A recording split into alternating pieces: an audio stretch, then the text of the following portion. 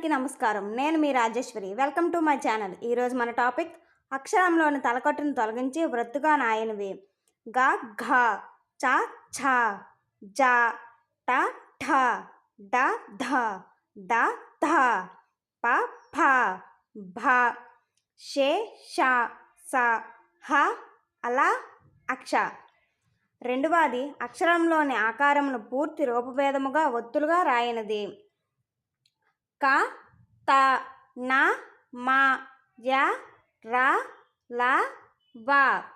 మూడవది అక్షరములను ఆకారంలోని ఒత్తులు. క, ఞ, జ, అన, బ, అర.